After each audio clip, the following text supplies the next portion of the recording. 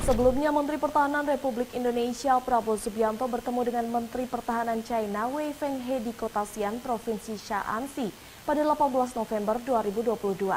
Pertemuan Menhan Prabowo Subianto dengan Menhan China digelar beberapa hari setelah Presiden Joko Widodo dan Presiden China Xi Jinping bertemu di KTT G20 Bali. Menteri Pertahanan Republik Indonesia Prabowo Subianto bertemu dengan anggota Dewan Negara merangkap Menteri Pertahanan Cina Wei Fenghe di Kota Xi'an, Provinsi Shaanxi pada 18 November 2022. Pertemuan Menhan Prabowo Subianto dengan Menhan Cina digelar beberapa hari setelah Presiden Joko Widodo dan Presiden Cina Xi Jinping melakukan pertemuan bilateral di Bali di sela-sela konferensi tingkat tinggi G20. Selama pertemuan, Menhan Prabowo Subianto dan Wei Fenghe disebut bertukar pandangan mengenai krisis Ukraina, isu Laut Cina Selatan, dan berbagai aspek hubungan bilateral militer Indonesia dengan Cina.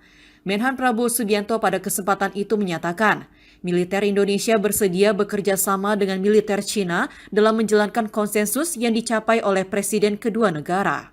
TNI menurut Menhan Prabowo Subianto bersedia menjalin komunikasi pada level tinggi serta meningkatkan kerjasama pragmatis di berbagai bidang, seperti pertukaran kunjungan antar kapal angkatan laut serta saling memberikan dukungan bagi militer Indonesia dan Cina.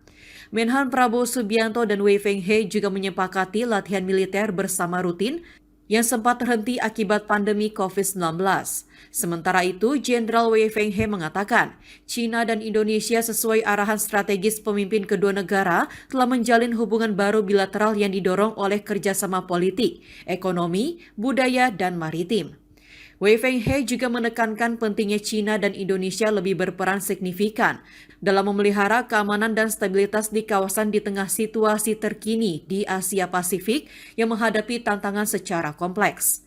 Militer China dan Indonesia, kata Wei Fenghe, juga perlu memanfaatkan mekanisme kerjasama dengan baik, memperdalam kerjasama pragmatis, dan memperkuat koordinasi multilateral, serta menjaga momentum perkembangan hubungan militer di kedua negara.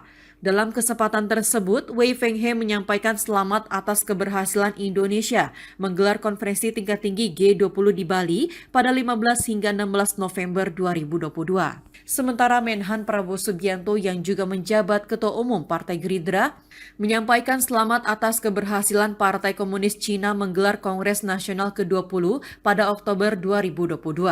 Tim Liputan Berita Garuda TV melaporkan.